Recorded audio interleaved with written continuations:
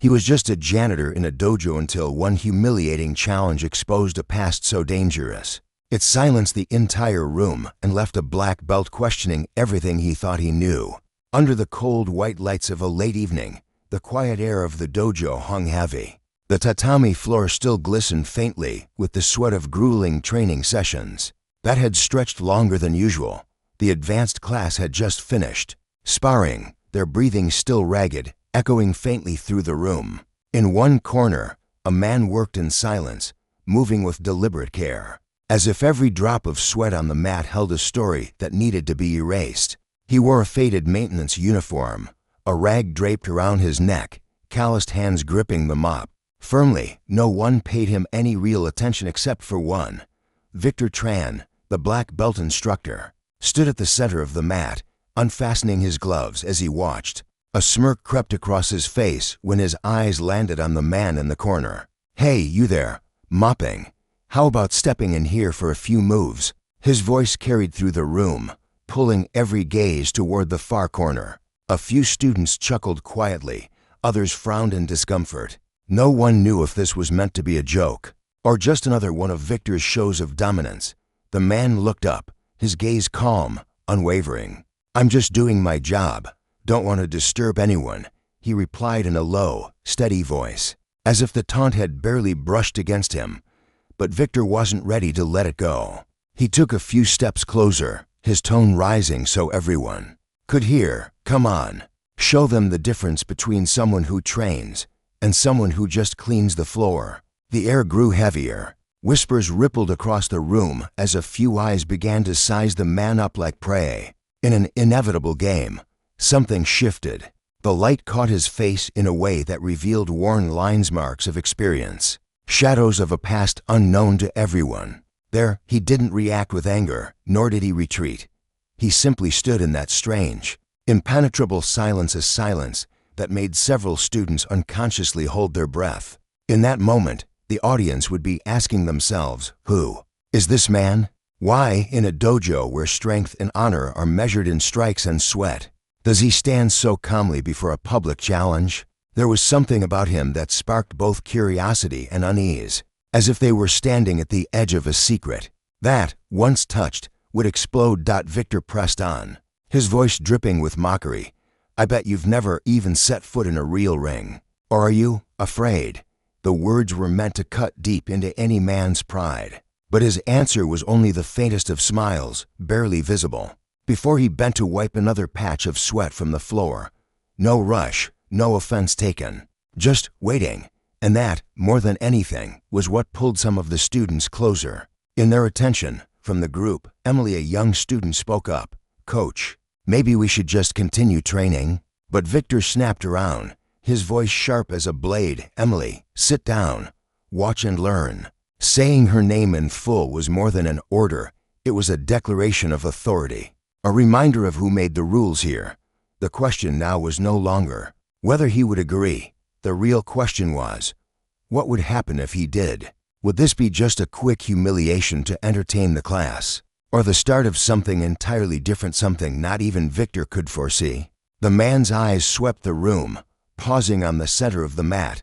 In them, there was a flicker, not anger, but something far more dangerous to ignore, the kind of light you see in someone who has stood at the top and also walked through the darkest depths. Welcome to Voices Unfold, where every story is more than a story. It's a door to secrets and truths buried deep beneath the surface. If you're listening now, hold on, because what's about to happen will change the way you think about strength, arrogance, and the people you think you know. If you find yourself hooked by these opening moments, don't forget to hit subscribe so we can keep bringing you more gripping, powerful stories.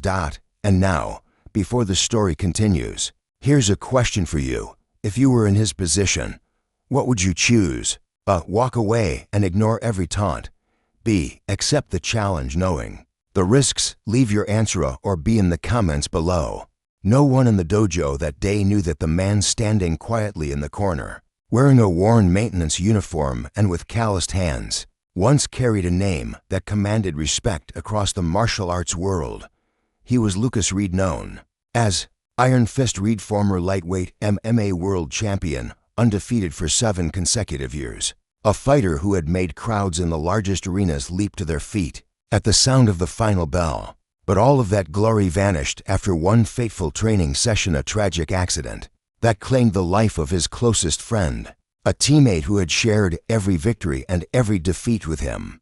That afternoon, it was supposed to be just light sparring, a simple drill. But one moment of lost control changed everything. His friend went down, his head striking the mat hard. Silence fell over the dojo. The paramedics came, but he never woke up. Lucas stood frozen, cold sweat running down his back, his chest gripped by something that felt like iron chains. The media called it an accident. His teammates and coach told him it wasn't his fault. But in Lucas's mind, the truth was always the same. If I'd been calmer, maybe he'd still be here. From that day on, Lucas vanished from the fight scene. He sold his house, left the city, and took on simple, anonymous jobs, cleaning floors, fixing wiring, loading cargo, anything that kept him alive without being under the spotlight. He no longer wanted to hear the roar of the crowd, no longer wanted that rush of blood to the head, and above all, he never wanted to see those eyes close forever again. But fate has strange ways of pulling people back to the places they've run from. A month ago, Lucas landed a job as a maintenance worker at this dojo. For him, it was just another paycheck, a place where he could work in peace, arriving only after the students had left. Yet tonight, the advanced class had run late, and as a result, he found himself in plain view of everyone, including Victor, a coach who loved to display his dominance before his students. Among those students was Emily, a young woman with her hair tied back and a determined gaze. She had noticed Lucas since his first day. There was a stillness about him, but also a distance, like he belonged to another world entirely. Emily trained hard, dreaming of one day earning her black belt, but she disliked how Victor sometimes used sarcasm to exert control over his students. Tonight, when Victor turned his mockery on Lucas, something in her bristled. "Coach, maybe we should just continue the lesson."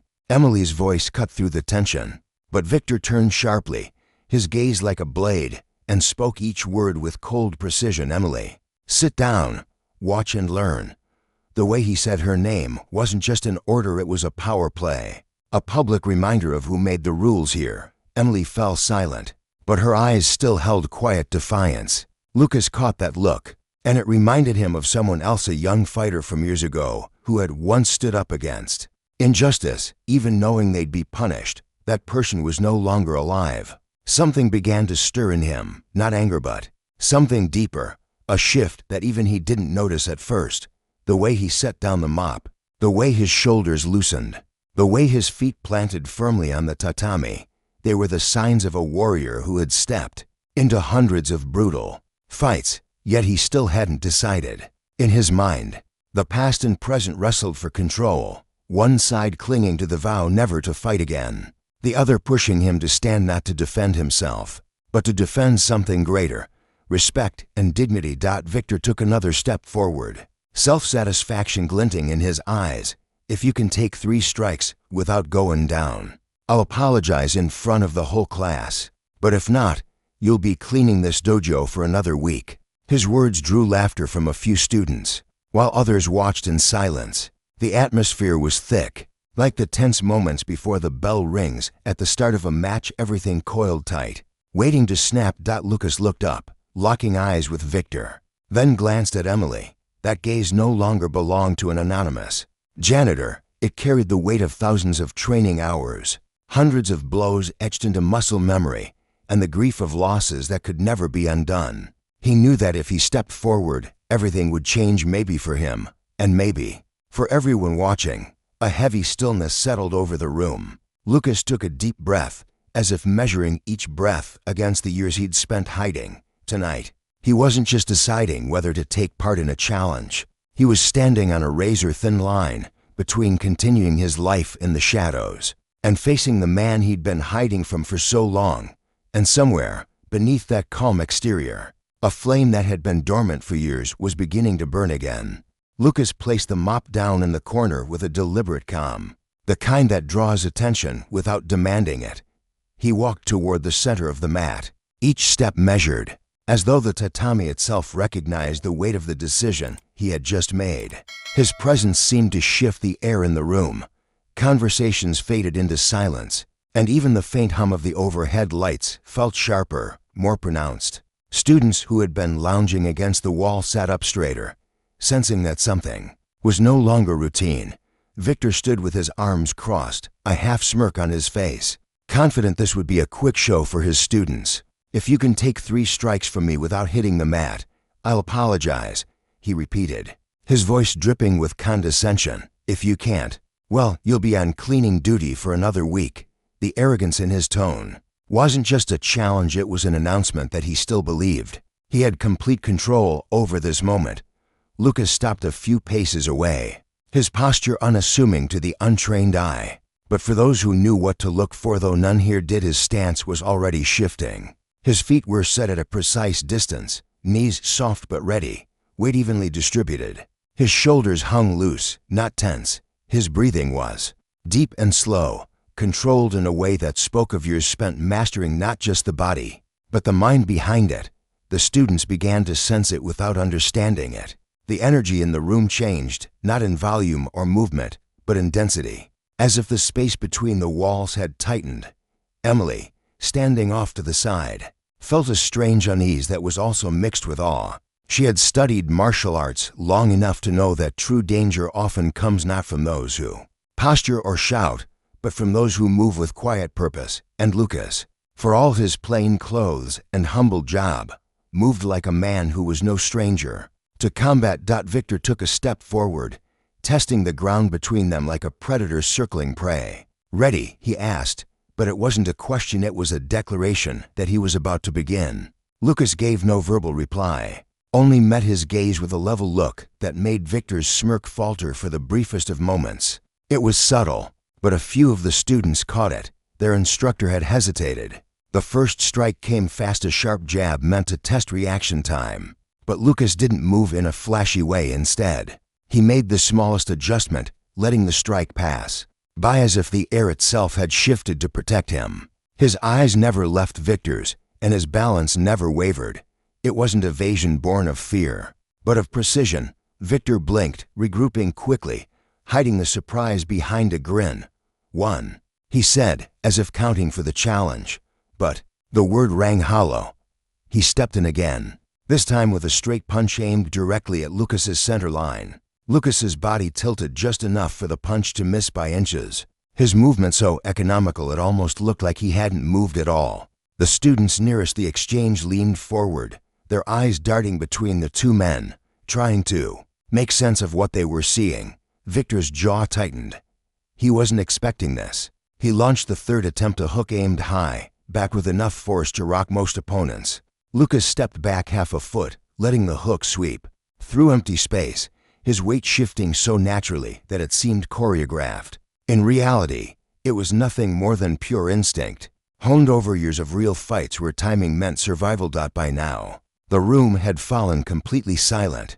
The original challenge had been about humiliation, but something else was unfolding. Lucas had taken 3 strikes without even being touched, and in doing so, he had exposed subtle flaws in Victor's technique. His high guard left his ribs open. His weight shifted a fraction too much to his right leg on retreat. His shoulders tensed before every heavy strike, telegraphing his intentions. Lucas hadn't thrown a single punch, yet the control in his presence was more dominant than any blow could have been. He took a small step forward, not aggressive, but inevitable. Victor's body reacted before his mind did, taking a half step back. It was automatic, a primal response to the awareness that the balance of power had shifted. The students noticed. A murmur rippled through the room, not loud enough to break the spell, but enough to confirm that they had all seen the same thing. A black belt retreating from the janitor. Victor tried to mask it with a laugh, but it sounded thin, not bad. He said, forcing a lightness into his voice, but Lucas simply stood there, breathing evenly, his eyes steady. He didn't need to speak. His silence pressed in harder than any verbal retort could. It was a silence that spoke of a man who had faced far worse than this, who had fought in arenas, under crushing lights, heard the roar of thousands, and still walked away undefeated. For a brief moment, Victor seemed to realize there was more to this man than he had imagined. But pride is a stubborn thing. He straightened, as though to shake off the hesitation. "Let's keep going," he said. This time less for the sake of teaching a lesson and more to reclaim the authority that was slipping through his fingers. Emily's eyes stayed on Lucas, her mind replaying every subtle movement she had just seen. She recognized something rare: the economy of motion, the perfect timing, the unshakable composure. She didn't know his history, but she knew enough to understand that whatever he carried inside him, it wasn't learned from cleaning floors. And as Lucas stood there, the faintest shift in his breathing hinted at something Emily couldn't quite name. The awakening of an old part of himself he had long buried. In that moment, everyone in the room, Victor included, felt it. The real match hadn't even started yet, and already the ground beneath them had changed. Victor's confidence was beginning to fray, though he tried to hide it behind the same half-smile he'd worn since the start. It wasn't that Lucas had done anything flashy. He hadn't thrown a single strike, hadn't raised his voice, hadn't even shifted his expression. But the ease with which he'd read every attack had left a mark deeper than any blow. The students could sense it. This was no longer about whether a janitor could survive a few punches. This was about the fact that their instructor, someone they had admired, feared, and followed, was starting to look uncertain. Victor adjusted his stance, trying to reset the rhythm, telling himself this was just another sparring match. He'd been in dozens of them, against opponents younger, faster, stronger. But something about the way Lucas stood there, composed, still, and utterly present, was chipping away at his composure. It was like facing someone who didn't just know what you were going to do, but knew why you were going to do it. Without warning, Victor launched forward again, deciding that a burst of aggression would shatter this unsettling calm. His first punch was a stiff jab, followed immediately by a right cross, then a hook aimed high. It was his go-to combination, one that had served him well against countless sparring partners. But against Lucas, it was like shadowboxing. Lucas's movements were barely visible, an inchier, a subtle lean there, the faint shift of a foot.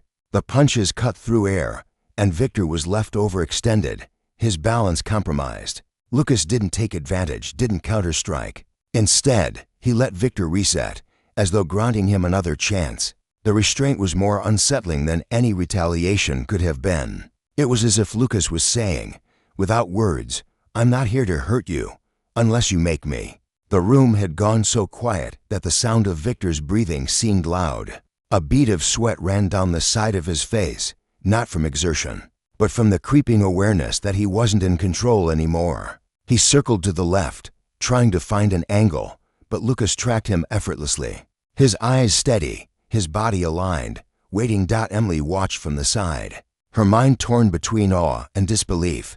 She had seen good fighters before, fast, precise, disciplined. But what she was witnessing now was something else entirely. This wasn't speed or power, this was mastery. Every move Lucas made or chose not to make shifted the energy in the room. He wasn't reacting to Victor's attacks, he was guiding them, shaping the fight without ever taking the lead. Victor tried again, this time feinting low before aiming. A kick toward Lucas's ribs, but Lucas stepped into the kick rather than away from it, closing the distance so the strike lost its force before it could land. In the same motion, he placed his palm lightly against Victor's chest, not a shove, not even a push, just a precise application of leverage and timing. And then Victor was moving backward, his feet scrambling for stability, the mat sliding under him. He stumbled to full steps before catching himself, his eyes wide. The students collectively exhaled, the sound almost like a gasp. It wasn't the distance Victor had been moved that shocked them, it was how little Lucas seemed to have done to make it happen. There had been no visible exertion, no strain, no wind-up. It was as if he had simply decided where Victor's body would go, and it obeyed. Victor's face flushed red, partly from embarrassment, partly from the realization that the narrative had flipped. This was supposed to be a lesson in humility. For the janitor, instead, it was becoming a demonstration of something the students might remember for the rest of their training. In the corner of the room, Emily pulled out her phone, her instincts as sharp as her curiosity. She typed quickly, "Iron Fist Lucas Reed." The results appeared instantly: photos, fight records, headlines, world champion, undefeated streak, known for unparalleled timing and control. Retired abruptly at his peak. She scrolled through the images. Lucas, younger but unmistakable, his fist raised in victory. The same calm in his eyes that she saw now. She glanced up from the screen, her heart pounding. "Do you even know who he is?" she asked aloud, her voice cutting through the tense air. Heads turned toward her. Victor, still catching his breath, shot her a sharp look. "I don't care who," but she interrupted, her tone firm. "You should, because right now, you're standing on the mat with one of the greatest fighters in MMA history." A murmur swept through the students. Some exchanged incredulous looks.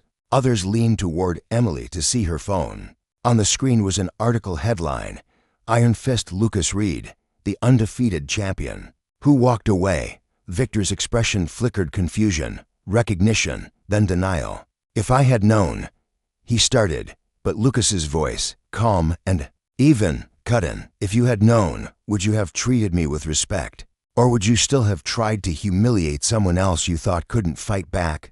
The question hung in the air, heavier than any blow. For the first time, Victor couldn't find a ready response.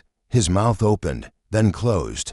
Around them, the students were no longer watching a sparring match. They were watching a reckoning. Lucas didn't press further. He didn't need to. Everything he had intended to say was already written in the silence between them. And in that silence, something shifted, not just in Victor, but in everyone in the room. The fight was over, though no one had been knocked out, and yet it was clear to everyone who had won. The weeks that followed were nothing like the dojo had known before that night. The air inside the training hall felt different, not because of anything that had been said, but because of what everyone had witnessed. Victor still taught his classes, but the swagger in his walk had faded. The sharp edges in his voice were blunted. His words carried less of the implicit threat they once did, and more of the humility that comes only after being confronted with undeniable truth. Lucas returned each evening as he always had, slipping in quietly when the floor was mostly clear. But the quiet was no longer the same. The students greeted him now not out of obligation, but out of respect. They asked questions, some shy, some bold.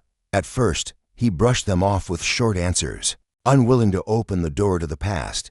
But there was something about their eyes, especially Emily's, that reminded him of the raw hunger he had once carried for knowledge, for understanding, for mastery.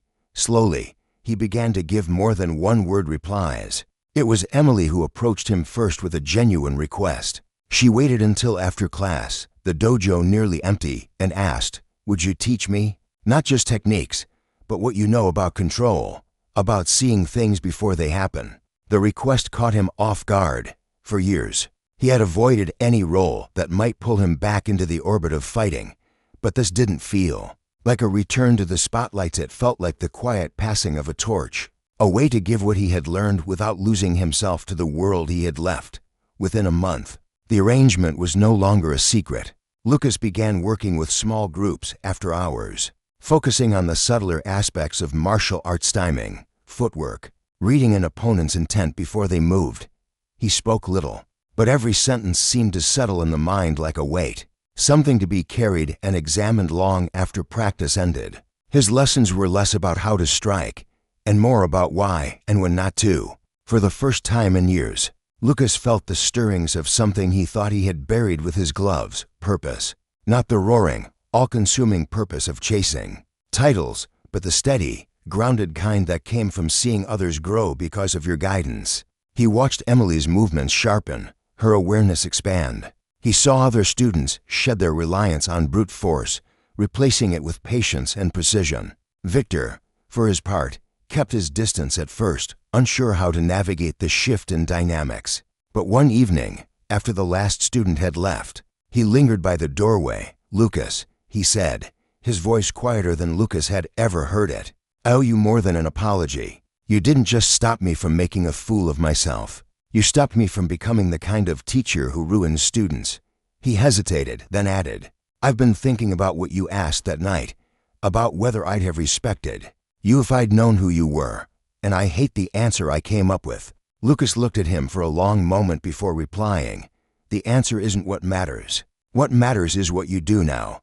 It was the same principle he'd learned in countless fights. The past was unchangeable, but the next move was always yours to make, over time. Victor began to adjust his teaching. He dropped the public humiliations, replacing them with quiet corrections. He learned to listen more, to explain rather than demand. The dojo's atmosphere shifted in ways subtle but unmistakable. Students lingered longer after class, conversations flowed easier, and the tension that had once hung in the corners seemed to dissipate. By the third month, Lucas's role was no longer unofficial. The owner of the dojo approached him with an offer to teach formally specialized classes on advanced techniques and the philosophy behind them. Lucas accepted, but only on one condition: that his classes remain open to anyone, regardless of rank or status. He didn't want belts to be the gatekeepers of learning. The owner agreed. Lucas never hung his championship belts on the walls, never spoke about the records he'd set.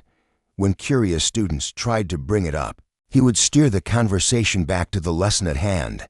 His legacy, he decided, wouldn't be the titles he'd won, but the kind of fighters and people he could help shape. One evening, after a session on reading body language in combat, Emily lingered as the others left. She handed him a folded piece of paper. Inside was a simple note: "Thank you for showing me that strength isn't about being feared, but about knowing when not to use it."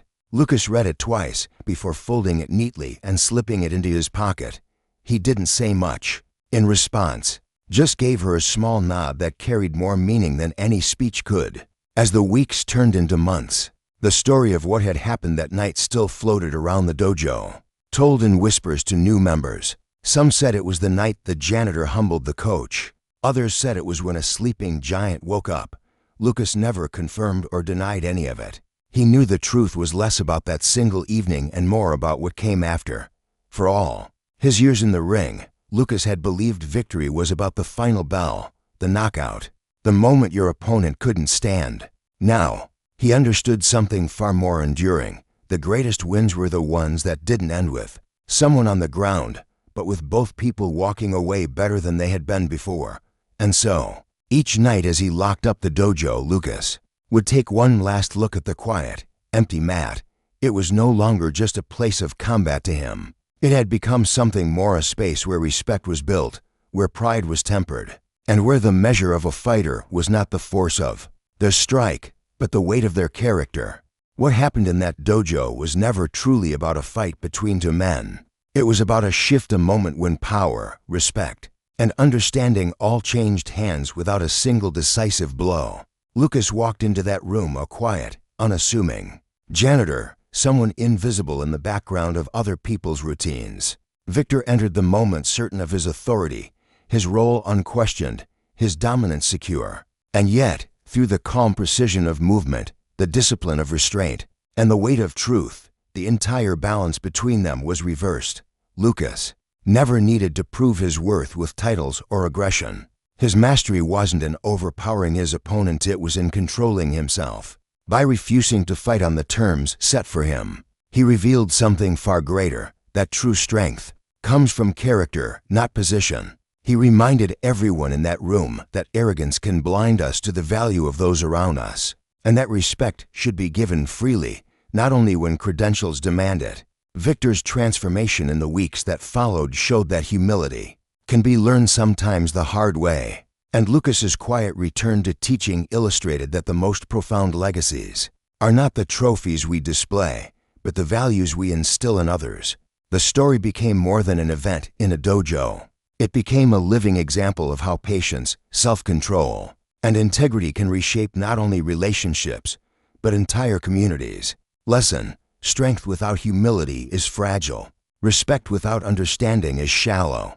The most powerful people are those who know when to step forward, when to step back, and when to let silence speak. In your own life, this means not rushing to prove yourself at every challenge, not judging others by their job, appearance, or social status, and recognizing that the way you treat people when you think no one is watching says more about you than anything you achieve in public. How to apply it now: pause before reacting to provocation. Choose responses that build respect rather than just defend pride. Look beyond titles and appearances. There is skill, knowledge, and worth in people whose stories you have not yet heard. Measure your success not only in wins or recognition, but in the positive changes you inspire in others. If you were in that room, watching it all unfold, what would have stayed with you the most? A. The technical skill and composure Lucas displayed. B. The way humility and respect transformed the dojo afterwards. Please share your answer in the comments so others can see different perspectives. And if you enjoyed this story and want more lessons brought to life through powerful true-to-life narratives, please subscribe to the channel to help us keep creating meaningful content for you.